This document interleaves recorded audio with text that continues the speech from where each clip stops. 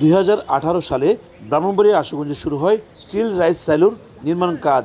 বিদেশি পরামর্শক প্রতিষ্ঠান জেরিকোর তত্ত্বাবধানে নির্মাণ কাজের টেন্ডার পায় মেসার্স তমা construction and company limited.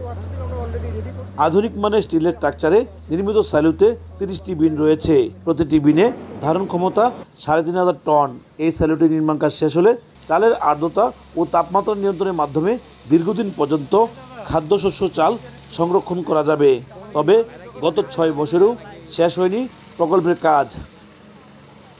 Corona মহামারীকালে কাজ আটকে থাকা, পরামর্শক প্রতিষ্ঠান পরিবর্তন ও সর্বশেষ রাজনৈতিক পট পরিবর্তনের কারণে প্রতিবন্ধকতা তৈরি হয় বলে দাবি ঠিকাদারি প্রতিষ্ঠানের। আমাদের আগের যে একটা রেট ছিল সেক্ষেত্রে সময় যাওয়ার ক্ষেপণ হওয়ার কারণে আমাদেরও অর্থনৈতিকভাবে আমরা খুব লসের মধ্যে আছি, কেননা কাজটা দ্রুত শেষ করতে পারলে আমাদের জন্য সবচেয়ে আমরা লাভবান হতাম।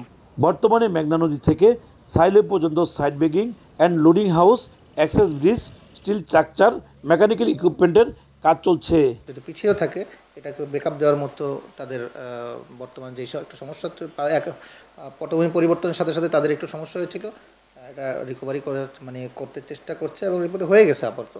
তো খুব তাড়াতাড়ি আশা করি যেটা। সম্প্রতি প্রকল্প এলাকা পরিদর্শন করে নির্ধারিত সময়ের মধ্যে কাজ শেষ করে আশ্বাস দেন খাদ্য উপদেষ্টা। কিছুটা আবার গতি আসছে, আশা করছি এটা গতি আসবে এবং আগামী 6-7 মাসের মধ্যেই এই কাজটা শেষ হবে। স্টিল সাইলোটি নির্মাণে ব্যয় ধরা হয়েছে 540 কোটির বেশি টাকা। উজ্জ্বল চক্রবর্তী, সময় সংবাদ, ব্রাহ্মণবাড়িয়া।